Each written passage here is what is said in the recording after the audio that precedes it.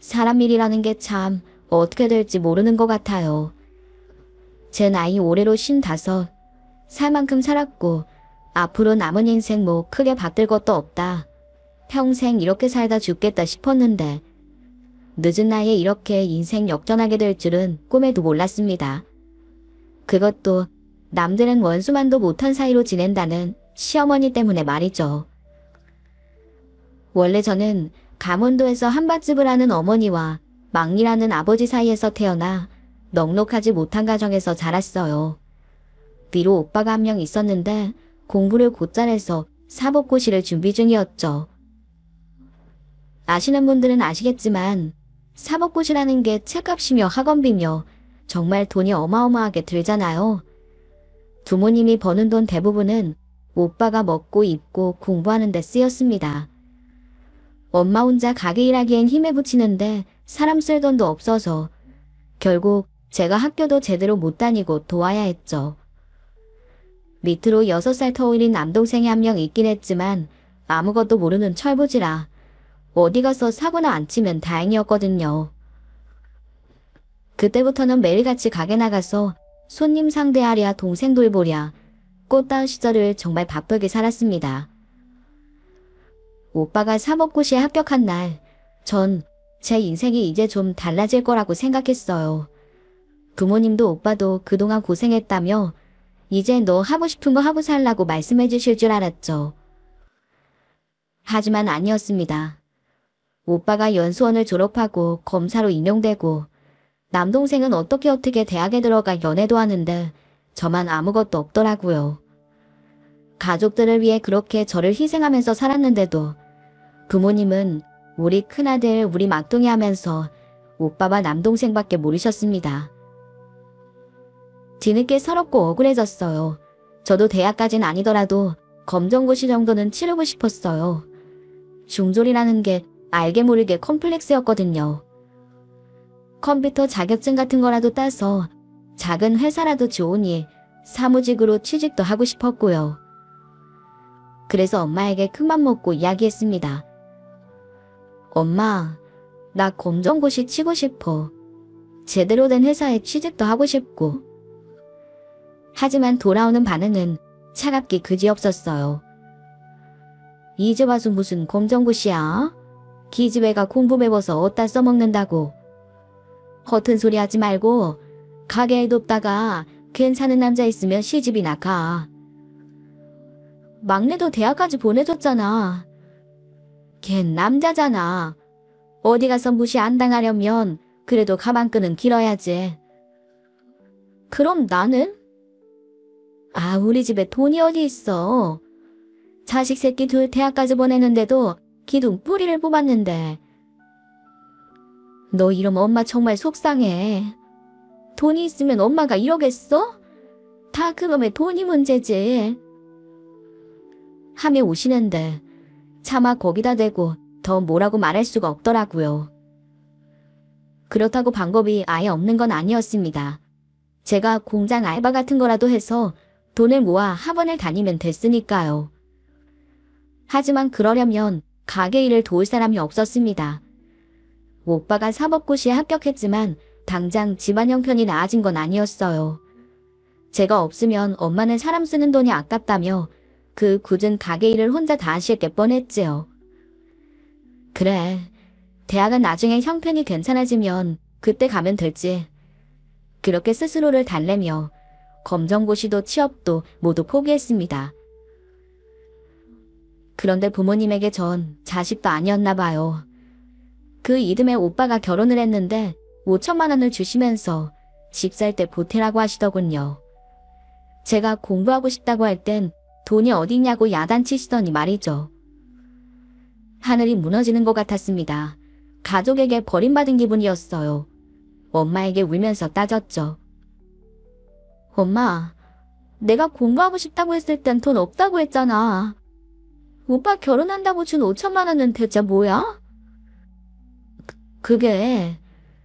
그건 네 오빠 결혼 자금으로 따로 모아둔 거라.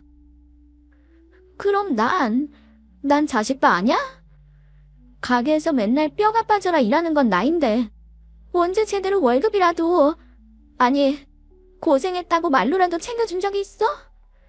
그저 맨날 오빠, 오빠, 오빠. 너희 오빠는 우리 집 기둥이나 다름없는데 너하고 같아? 오빠는 장남이라서 중요하고 막내는 막내라서 챙겨주고 맨날 나만 찬밥 신세지. 난 오늘부로 엄마 아빠 딸 아니야. 나 찾지 마. 더는 바보처럼 살고 싶지 않았습니다. 그래서 모아둔 돈 하나 없이 무작정 서울로 올라왔어요. 서울에서 직장 구해 살 테니 찾지 말라는 편지 한 장만 달랑 남기고 말이죠. 하지만 처음에는 월세살이 할 돈도 없어 여간밤에 전전하면서 살았습니다. 그 와중에도 악자같이 공부해 검정고시를 합격했어요. 하지만 일자리를 구하는 건 여전히 쉽지 않더군요. 나이가 엄청 어린 것도 아니고 대단한 자격증이 있는 것도 아니니 이력서를 아무리 많이 넣어도 연락이 오는 곳은 없었습니다. 그래도 사람이 마냥 죽으란 법은 없나 봅니다. 그때 알바하던 식당 사장님이 절 좋게 봐주셔서 친척이 큰 건설회사를 하고 있는데 그곳 회사 격리로 취업을 시켜주겠다고 하셨어요. 그리고 그곳에서 지금의 제 남편을 만나게 됐죠. 남편은 사업부에서 일하는 직원이었습니다.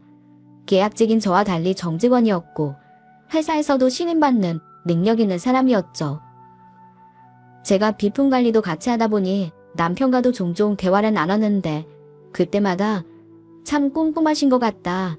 늘 미리미리 비품을 챙겨주셔서 감사하다면서 저를 칭찬해주곤 했네요. 처음엔 그냥 신입 직원에게 격려차 하는 말들이라고 생각했어요. 그런데 어느 날 그 사람이 제게 오더니 시간 있으면 커피 한잔 하자고 하더라고요. 전 그때까지도 일 때문에 뭔가 하고 싶은 말이 있는 줄로만 알았습니다. 하지만 커피숍에서 남편은 제게 처음 만났을 때부터 왠지 자꾸 눈길이 갔습니다. 이러면 안 되는 거 아는데 좋은 마음으로 한번 만나보지 않겠어요? 라고 하더군요. 처음엔 부담스러워서 거절했습니다.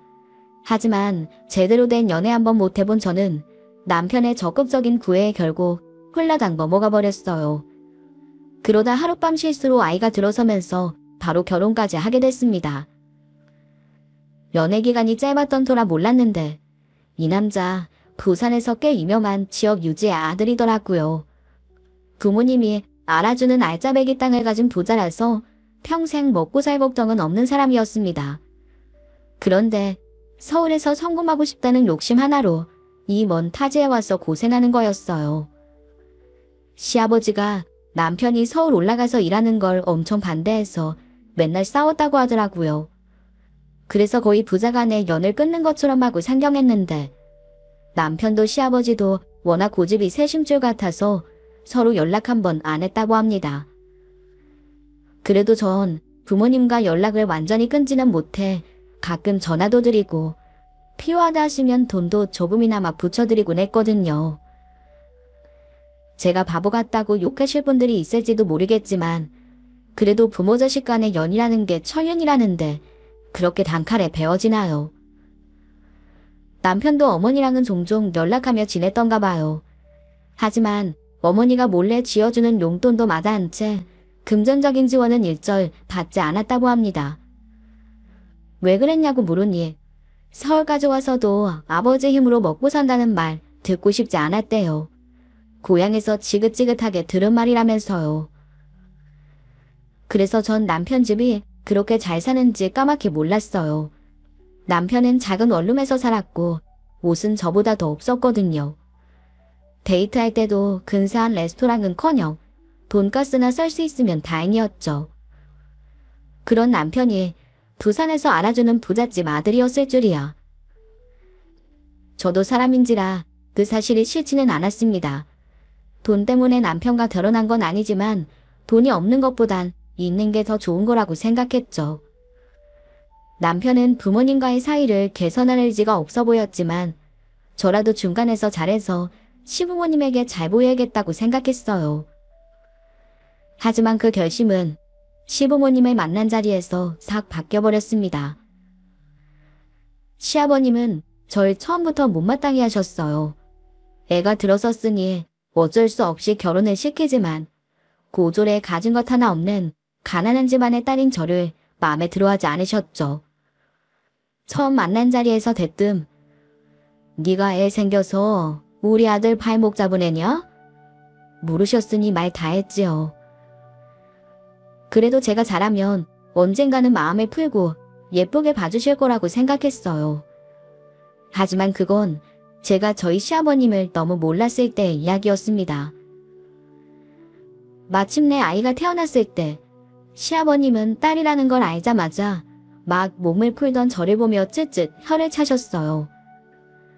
떡두꺼비 같은 아들을 안겨줘도 모자랄 판에 가시나라니. 어쩜 저리 마음에 드는 구석이 하나도 없나.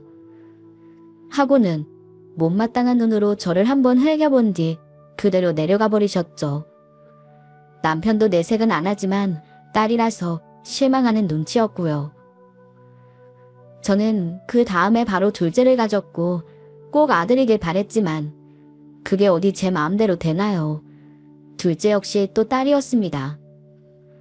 둘째를 낳고 병실 침대에 누워있는 저를 세상 쓸모없는 것을 보듯 내려다보던 시아버님의 그 눈길이 아직도 잊혀지지가 않아요. 옆에서 눈치를 보던 아주버님이 아버지, 그래도 한번 안아는 보세요. 얼마나 예쁜지 몰라요. 하며 시아버지 품에 둘째를 안겨줬어요. 얼떨떨해 아기를 낳는 시아버님은 일 없다 하며 아이를 그대로 침대 위로 던지듯 내려놓으셨죠. 행여나 아기가 다쳤을까 싶어 깜짝 놀라 안아들었습니다. 이리저리 살펴봤지만 다행히 다친 곳은 없었어요. 하지만 경기가 들었는지 병실이 떠나다라 계속 울었네요. 그런데도 시아버님은 표정 하나 안 바꾸고 가시나가 무서운 줄 모르고 시끄럽게 빽빽대는 거 봐라 하더니 그대로 또 가버리시더군요. 정말 억장이 무너지는 것 같았습니다. 그때 이후로 저는 제 마음속에서 시아버님을 지워버렸습니다. 다른 건 몰라도 제가 배 아파 낳은 제 새끼를 던지는 모습은 참을 수 없더라고요. 그래도 시댁과 완전히 연을 끊지는 못했습니다. 그러기에는 시어머님이 너무 좋으신 분이었거든요. 시어머님은 처음 저를 만났을 때도 미안하다 아가. 우리 못난 아들놈 때문에 제대로 된 신혼생활도 못 즐겨보겠구나. 그래도 산전조리며 산후조리는 다 내가 해줄 테니 걱정하지 말아라 하시던 분이었어요. 실제로 제가 먹고 싶다고 하는 게 있으면 남편 통해서 늘 좋은 걸로 구해다 주셨고 임산부에게 좋다는 영양제나 튼살 크림 같은 것도 살뜰하게 챙겨 보내주시곤 했습니다. 늘 딸이라고 둘째라고 치여만 살던 제 평생에 그런 호강은 처음이었습니다. 과일, 한우, 굴비, 전보, 몸에 좋다는 귀한 음식은 원 없이 먹어본 것 같아요. 또 시어머님은 고향이 전라도라 그런지 손맛이 참 좋으셨어요. 요리를 정말 잘하셨는데 특히 직접 담은 김치와 장맛이 아주 기가 막혔습니다. 한번 거기에 맛들리고 나니 시중에서 파는 김치와 장은 먹을 수가 없더라고요. 한창 입덧할 땐 냄새가 역해서 김치나 찌개류는 입에 대지도 못했지만 입덧 시기가 지나고 나니 그게 왜 그리도 잘 먹히던지요. 언젠가 남편이 그 얘기를 어머님에게 전했나 봐요. 그 뒤로 한 달에 한 번씩은 어머님한테 택배가 왔네요. 어머님 주특기이신 갓김치부터 배추김치, 오이소박이, 파김치까지 또 직접 담그신 간장으로 만든 장아찌며 청국장, 고추장 같은 것도 잔뜩 보내주셨죠. 제가 연달아 딸을 낳았을 때도 시어머님만이 제 손을 꽉 잡고 아가 고생했다, 고생했어. 널 닮아 아주 예쁘구나 하며 다독여주셨습니다. 마음 쓰지 말거라. 원래 저렇게 말을 밉게 하는 영감탱이다 하고 시아버님도 욕해주셨죠. 어머님은 멀리 사는 저뿐 아니라 가까이 사는 형님에게도 정말 잘해주셨어요.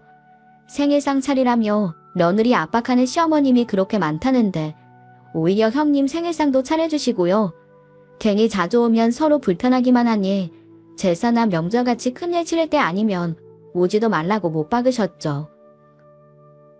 그렇다고 명절 때라고 저희 며느리들에게 뭘 시키지도 않으셨습니다. 미리 내려가서 전이라도 부치겠다고 하면 애 키우느라 힘들 텐데 뭐하러 그런 고생을 해. 괜히 있으면 방해만 된다. 많이도 안 할 거니 그냥 당일에 내려오거라. 이런 말들로 저희 며느리들을 생각해 주셨네요. 그러니 그 흔한 고부 갈등 한번 겪을 일이 없었지요. 하지만 그런 시어머님도 가부장적이고 부풀장군인 시아버님을 온전히 다 막아주지는 못하셨습니다. 전 딸만 내리 둘 낳은 이후로 완전히 시아버님의 눈밖에 난 상태였어요. 아주버님네는 저희와 달리 딸 하나 아들 하나였는데 명절 같은 데 내려가면 대놓고 그 애들만 예뻐하셨죠. 저희 딸들에게는 따뜻한 눈길 한번 준 적이 없으시네요. 똑같이 세매를 해도 자, 고추들은 10만원, 가시나들은 만원씩만 받아가라 하셨고 유치원 입학 선물, 장난감 같은 것도 전부 큰집 애들에게만 해주셨습니다. 말끝마다 가시나 하시면서 저희 애들에게는 얌전히 있으라고 윽박 지르고 큰집 애들이 우리 애들을 먼저 때려도 늘 우리 애들만 야단쳤어요. 자연스럽게 애들도 할아버지 무섭다며 시댁에 안 가려고 했죠. 저한테 그러시는 건 몰라도 제 자식에게 그러시는 건 정말 서럽더라고요. 내가 이렇게 못나서 우리 애들까지 이런 취급을 받는 건가 슬펐습니다. 그렇다고 남편이 가운데서 중재를 잘해주는 것도 아니었어요. 워낙 무심한 성격인지라 우리 애들도 아버지 손주인데 안 예뻐하시겠어? 표현을 못해서 그래. 경상도 남자들은 원래 다 그래. 하며 넘겨버리기 일쑤였으니까요. 그러니 자연스럽게 시댁에 내려갔다 올 때마다 남편과 다투는 일이 늘어났습니다. 이러다가 이혼하는 게 아닐까 싶을 정도로 크게 싸운 적도 있었어요. 결국 남편과는 설과 추석 때가 아니면 저와 아이들은 시댁에 내려가지 않는 걸로 합의를 봤습니다. 애들이 초등학교에 입학해 한창 교육에 신경 쓰고 있었던 때라 제사랍시고 학교랑 학원에 자주 빠지는 것도 걸리던 차였거든요. 시어머님과 얼굴 볼 일이 줄어든다는 게 좀 마음에 걸리긴 했지만 그만큼 자주 안부 전화를 드리려고 노력했네요. 그런 저와 달리 형님은 참 살뜰하게도 시댁을 챙기더라고요. 형님네 친정부모님이 시장에서 과일 장사를 크게 해서 돈이 제법 있다고 들었는데 그래서인지 저와 달리 싹싹하고 매사 자신감이 넘치는 분이셨죠. 아버님도 그 귀한 손자 낳아준 형님을 어와둥둥 예뻐하셨어요. 명절에 내려가면 저 보란듯이 대놓고 새아가 많이 먹거라 하며 고기 반찬을 죄다 앞에 놓아주시곤 했습니다. 그런 시아버님의 큰며느리 사랑은 당신이 혈압으로 한번 쓰러진 뒤로 더 깊어졌습니다. 형님이 시아버님의 건강이 걱정된다며 아주버님과 협의해 시댁으로 아예 들어와 살기로 했거든요. 합가 후 형님은 더욱 살뜰하게 시부모님을 챙겼습니다. 주말에는 함께 근교 드라이브도 가고요. 1년에 한 번 패키지 여행 같은 것도 보내드리고 말이죠. 이 얘기를 들은 제 친구들은 그거 유산 노리고 그러는 거 아니야? 맞아. 너네 시댁 재산 장난 아니라며. 네 밥그릇 잘 챙겨. 라고 조언을 했지만 전 설마 했어요. 형님네 친정도 잘 사는 데다 아주버님도 그 지역에서 꽤 알아주는 대기업 생산직에서 근무하고 있어 벌이가 나쁘지 않다고 알고 있었거든요. 또 두 분 다 돈 욕심이 없어 보이고 순박해 보이는 분들이었죠. 오히려 돈이 아쉬운 건 저희 집이었어요. 저도 없이 커서 친정에 비빌 구석이 없는 데다가 남편 혼자 벌어 애 둘 키우자니 빠듯한 살림이었습니다. 서울에 변변한 집 한 채 마련하는 것도 쉽지 않아 전세살이를 하고 있었죠. 하지만 그렇다고 재산을 목적으로 시아버님에게 상처받은 걸 묻은 채 가식적으로 대하고 싶지 않았습니다. 그저 노인들에게 좋다는 보약이나 영양제 같은 것도 형편 닿는 대로 챙겨보내곤 했네요. 하지만 그게 시아버님 눈에는 더 아니고와 보였던 걸까요? 시아버님은 돌아가시기 전 시어머님의 만류에도 불구하고 재산 대부분을 아주버님에게 넘겼습니다. 저희에게 돌아온 건 돈이 안 되는 지방의 작은 땅떼기 하나뿐이었어요.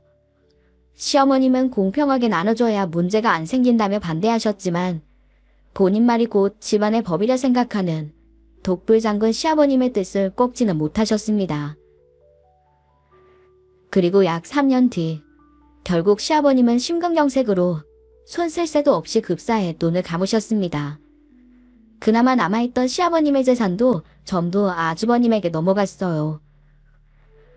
아주버님은 시아버님 재산을 물려받자마자 바로 큰 세탁소 프랜차이즈 사업을 시작했습니다. 늘 회사 생활 더는 못하겠다며 사업하고 싶다는 우는 소리를 하시더니 소원을 이루신 거죠.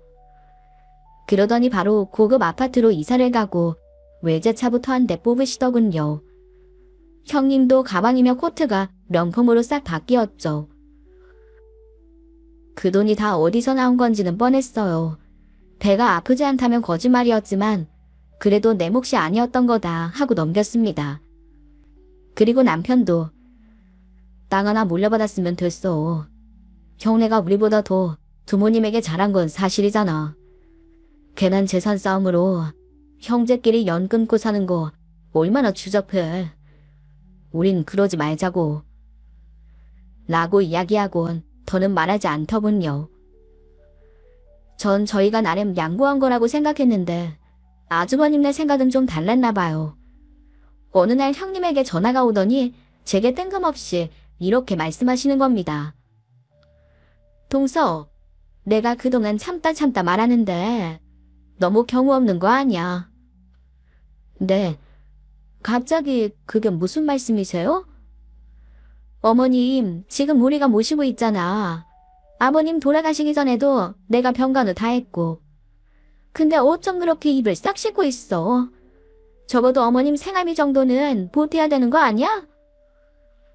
아니 형님, 그 많은 아버님 재산을 다 가져가셔놓고 동선에도 땅 받았잖아. 뭐 우리만 받았어? 우리가 받은 건 얼마 되지도 않아.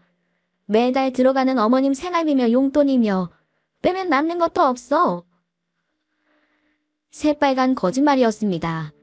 아버님이 물려주신 건물, 집, 땅만 처분해도 조카들까지 평생 놀고 먹을 수 있는 돈이었어요.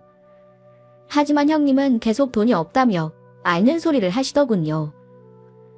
결국 없는 살림에 쪼개고 쪼개 다달이 50만 원씩 붙여드렸어요.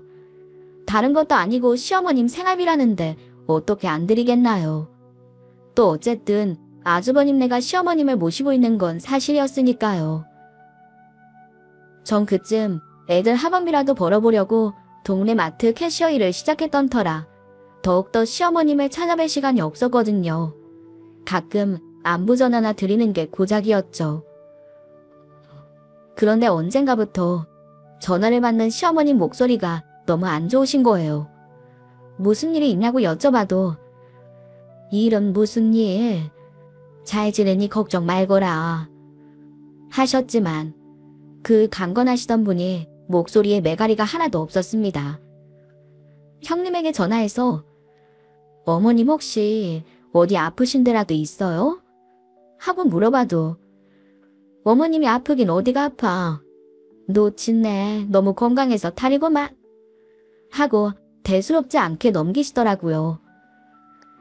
그래서 하루는 애들이 1박 2일 현장 학습을 간 사이 일을 쉬고 부산으로 내려갔습니다. 어머니 모시고 바람도 쐬고 맛있는 것도 사드릴 요량으로요. 연락해봤자 오지 말라는 소리만 하실 테니 몰래 찾아갔죠. 띵동 초인종을 눌렀을 때 전 당연히 형님이 나오실 줄 알았는데 글쎄 팔순 다 돼가는 어머님이 양쪽 팔에 고무장갑을 낀 채 화장실 청소소를 들고 나오시더군요. 놀란 저는 어머님, 지금 뭐 하시는 거예요? 하고 물었습니다. 어머님은 당황하셨는지 한참 입을 못 여시다가 아니 그게 가만히 집에만 있자니 너무 답답해서 말이다. 라고 하셨어요. 아무리 그래도 어머님이 화장실 청소를 왜 하세요? 그러다 허리라도 다치시면 어쩌시려고요? 형님은요? 잠깐 일 있다고 나갔다. 알고 보니 아주버님과 형님은 시어머님을 모시는 게 아니라 가정부로 부려먹고 있던 거였어요. 빨래며 청소 같은 집안일은 물론 큰집 손주들 돌보는 것까지 전부 시어머니의 몫이었습니다. 학교 돌아온 애들이 엄마가 아니라 할머니부터 찾으니 말 다 했지요. 게다가 어머님은 걸레로도 안 쓸 것 같은 너덜너덜해진 낡은 옷을 입고 머리도 염색한 지 한참 되셨는지 하얀 백발이셨어요. 늘 단정하고 고와했던 제가 아는 어머님의 모습이 아니었습니다. 뭔가 나쁜 촉이 서더라고요. 어머님, 제가 보내드리는 생활비는 잘 쓰고 계세요? 무슨 생활비? 여기서 다 먹고 자고 하는데 난 그런 거 필요 없다. 너희가 돈이 어디 있다고. 역시나 어머님은 저희가 다달이 보내드리는 50만 원의 존재는 전혀 모르고 계셨습니다. 이건 아니다 싶어 형님이 돌아오길 기다렸다가 바로 이야기했습니다. 하지만 형님은 그런 제게 아주 뻔뻔하게 대꾸하시더라고요. 애들이 어머님을 더 따르는 걸 어떻게 해? 또 요리도 청소도 다 어머님이 하고 싶다고 하시는 건데 말려도 안 들으신다고. 그럼 제가 보내드리는 생활비는요? 어머님은 아예 모르고 계시던데요? 하지만 형님은 그것도 다달이 들어가는 어머님 병원비가 얼마인 줄이나 아냐며 어머님에게 드리기도 전에 병원비로 다 쓰인다며 출출대더군요. 요즘 아주버님 사업도 잘 안 되는데 어머님한테 나가는 돈만 몇백이라 너무 부담된다고요.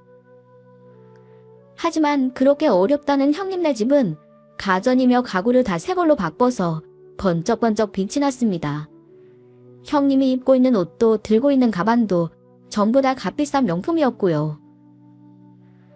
하지만 더 따질 수는 없었습니다. 시어머님이 그 가운데서 안절부절 못하시며 형님 눈치를 보시는 게 눈에 보였거든요. 분명 그동안 알게 모르게 시어머님을 구박한 게 분명했어요.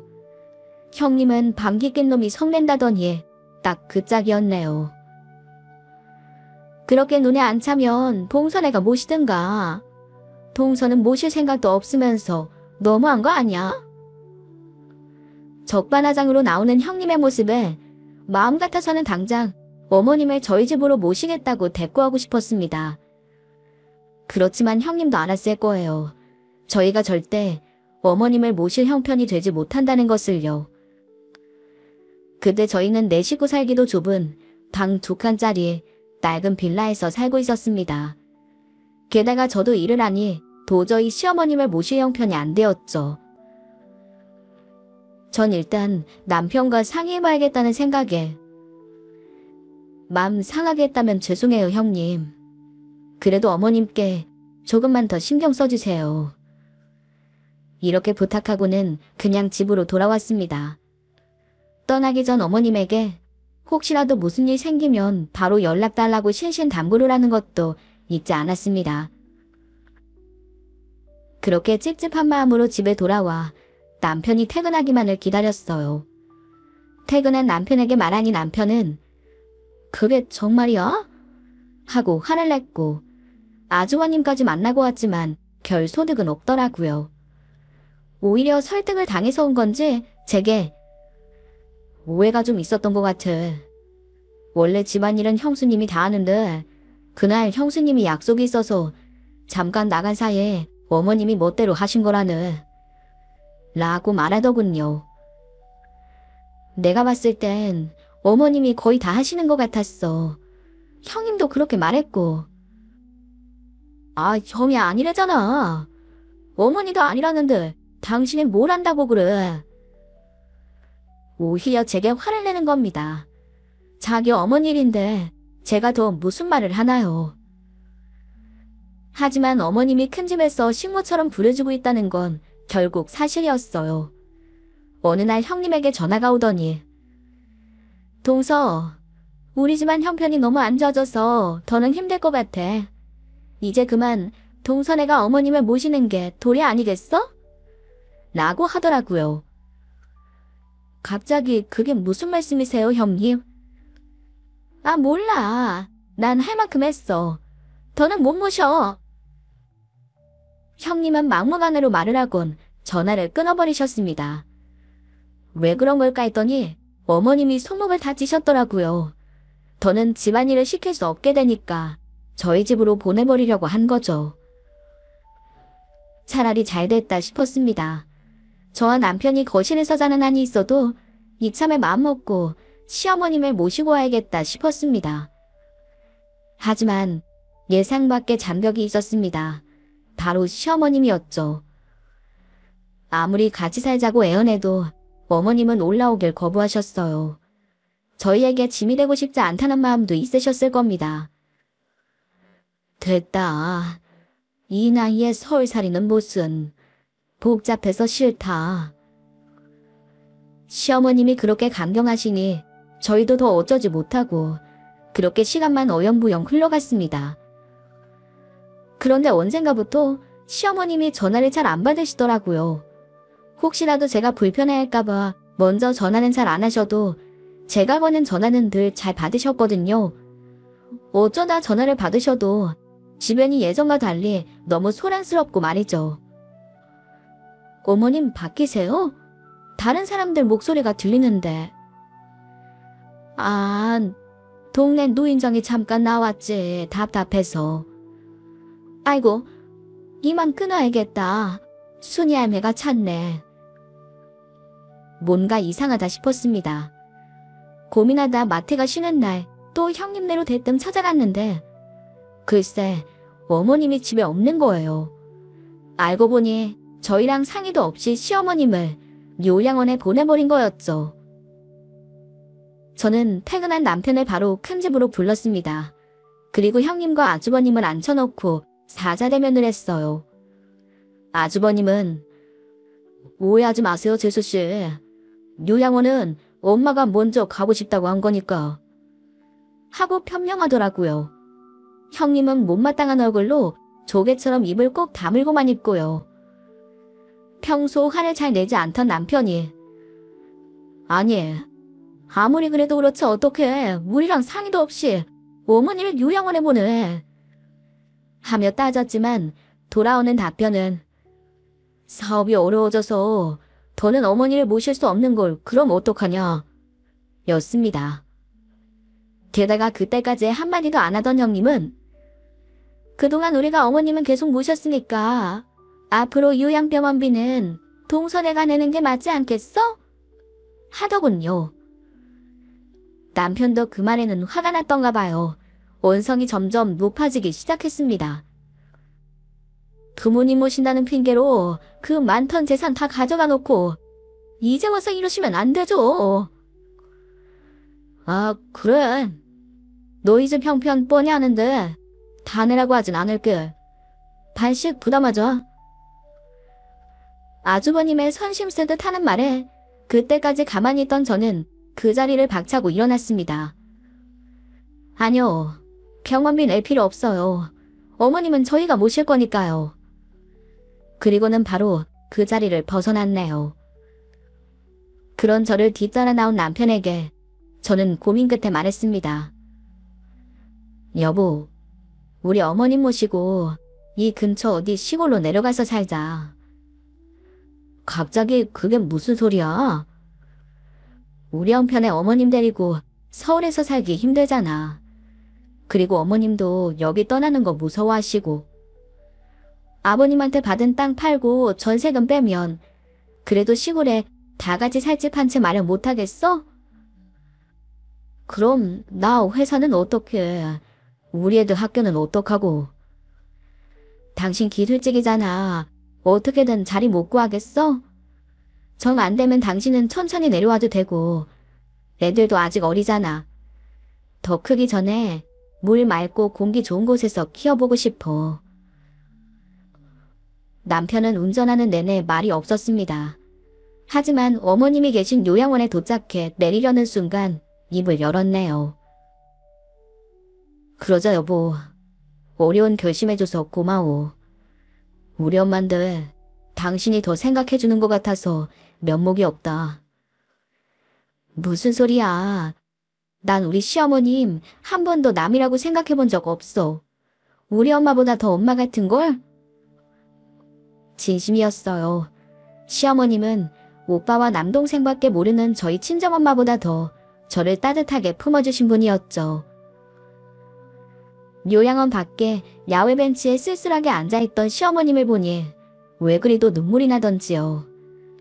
저는 어머님의 큰 목소리로 부르며 달려가 안겼습니다. 어머니께서 깜짝 놀라시며 이야기하시더라고요. 아니, 너희가 여긴 어쩐 일이니? 왜 저한테 얘기 안 하셨어요? 제가 무슨 일 있으면 꼭 전화하라고 했잖아요. 아가, 울지 마라, 울지 마. 이게 뭐 울 일이라고. 시어머님은 요양원에서 건강이 크게 나빠진 상태였어요. 전 담류에 혈압도 높으셨죠. 저와 남편은 싫다는 어머님을 설득해 서울 집을 정리하고 부산으로 내려왔습니다. 그리고 관광지와 떨어진 외진 곳에 집을 한 채 구했어요. 예상보다 비싼 집이었지만 어머님이 아버님에게 물려받은 유산을 보태주셔서 다행히 빚을 안 낼 수 있었네요. 걱정했던 것과는 달리 전원생활은 나쁘지 않았습니다. 남편도 금방 근처에 직장을 구했고 물 맑고 공기 좋은 곳에 살아서인지 시어머님의 건강 상태도 많이 나아지시더군요. 손목도 계속 한의원에서 침을 맞았더니 좋아지셨고 걱정했던 아이들도 다행히 학교 생활에 잘 적응했습니다. 매일 식탁 위로 웃음꽃이 피었죠. 하지만 한 가지 문제가 있다면 돈이었어요. 그 지긋지긋한 놈의 돈이요. 저도 일을 그만두고 남편도 회사를 옮기면서 거리가 크게 줄어들었거든요. 그래도 설마 다섯 식구 입에 풀칠이라도 못할까 하는 마음이었습니다. 정 안되면 제가 서울 살 때처럼 마트 캐셔나 식당 일이라도 하면 된다고 생각했죠. 하지만 서울과 달리 일자리를 구하는 게 쉽지가 않더라고요. 일자리 알선업체에 매일 가서 자리를 알아봤지만 이용직 외에는 괜찮은 자리가 없었습니다.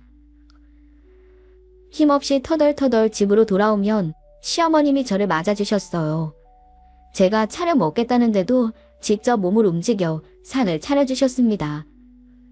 당신이 차려주신 음식을 맛있게 먹는 게 어머님의 행복이라는 걸 알기에 입맛이 없어도 늘 양껏 먹었네요. 시어머님이 담근 김치와 장은 죽은 입맛도 싹 돌게 하는 맛이라 먹다 보면 결국 밥 한 공기를 뚝딱 비우게 되더라고요. 제가 먹는 모습을 가만히 보고 있던 시어머님은 그렇게 맛있니? 하고 흐뭇한 얼굴로 물어보시곤 했어요. 네, 어머니. 전 나중에 어머니 돌아가시면 따라가고 싶어요. 어머니 김치랑 된장 없으면 전 못 살 것 같아요. 떼끼, 늙은이 앞에서 못하는 소리가 없어. 그냥 농담처럼 한 말인데 시어머님 딴에는 마음에 걸리셨나 봐요. 어느 날 공책 한 권을 주시면서 이렇게 말씀하시더군요. 지금은 내가 다 해줄 테니 볼 것 없고 나중에 나 죽으면 봐라. 다른 건 몰라도 내가 너 평생 내 김치랑 장은 먹을 수 있게 해주마.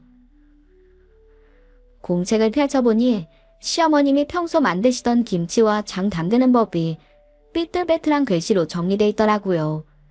저를 위해 틈날 때마다 한자 한자 써내려 가신 거였죠. 어머니, 언제 이런 걸 다. 이제 나 없어도 만들어 먹을 수 있으니 나 죽으면 따라가고 싶다. 그런 말은 하지도 마라. 그 말에 눈물이 팽 돌더라고요. 저희 부모님도 그렇게 저를 위해 주신 적은 없었습니다. 위에 오빠와 밑에 남동생에 치여 살던 둘째 딸의 숙명이었죠. 그 후 생각날 때마다 시어머님의 비법이 담긴 레시피 공책을 펴서 읽어봤는데요. 불현듯 이걸 팔아보면 어떨까 하는 생각이 들더라고요. 시어머님의 김치랑 장맛은 정말 누가 먹어도 반할 맛이었거든요. 자신 있었습니다. 하지만 사업을 시작하고 싶어도 돈이 없었어요. 이미 이사하면서 큰돈을 썼고 남편이 직장까지 거리가 꽤 돼서 차도 한 대 뽑느라 여유 자금이 하나도 없었습니다. 그런데 마냥 죽으란 법은 없나 봐요. 어느 날 공과금 내야 할 게 있어서 동사무소에 갔을 때였어요. 거기 벽에 우리 농산물 특산화 지원 사업이라는 안내 포스터가 붙어 있더군요. 그 지역에서 나는 농산물로 할 수 있는 사업을 구상해서 계획서를 내면 지자체에서 심사를 해서 적합하다 싶은 지원자에게 사업자금 3천만 원을 지원해주는 제도였죠. 그때 어떤 예감 같은 게 스치고 지나갔습니다. 그 지원금을 받아 사업을 시작할 수 있을 것 같더라고요. 그리고 역시나 그 예감은 틀리지 않았어요. 수많은 우여곡절이 있었지만 결국 그 지역 어민들과 협력해 저가를 공급받아 어머니표 김치와 장을 상품화하는 사업 제안서를 냈고 당당하게 뽑혀 지원금 3천만 원을 받을 수 있었습니다. 게다가 그 외 필요한 설비며 장소 등을 동사무소 직원들이 도와준 덕분에 저금리로 빌릴 수 있었어요. 저는 매일 밤을 새가며 시어머님에게 김치와 장 담그는 법을 배웠습니다. 거기서 더 나아가 젊은 사람들이 좋아할 만한 가공식품류 레시피도 개발했습니다. 그래도 친정엄마 가게에서 일한 짬밥이 있어서 그런지 일이 크게 어렵진 않았어요. 오히려 진짜 내 사업을 하고 있다는 생각에 피곤한 줄도 모르고 즐겁기만 했네요. 그리고 바로 온라인 마켓을 열어 판매를 시작했습니다. 처음엔 장사가 잘 안 되나 싶었지만 곧 지역 카페 위주로 소문이 나면서 어머님의 손맛이 담긴 음식들은 불티나게 팔리기 시작했어요.